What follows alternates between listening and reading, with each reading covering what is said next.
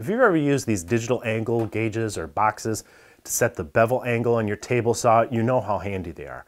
But did you know you can use them to set up a miter cut?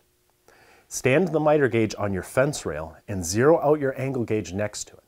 Then attach the angle gauge to the miter bar and tilt it to whatever miter angle you need. If you don't have one of those handy digital angle gauges, look for a link below this video.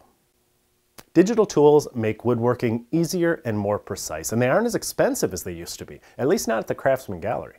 They have a full range of eye-gauging digital tools for every type of woodworking task, and by supporting them, you're also supporting us. So please use the link below this video to check them out today. Wait, don't go yet. If you're new here, please subscribe and remember to ring the bell. I would really appreciate that. Give us a thumbs up, or better yet, leave us a comment. I always read them. And be sure to check out the latest issue of Stumpy Nubs Woodworking Journal. It's always packed with tips, tricks, and tutorials designed to make you a better woodworker.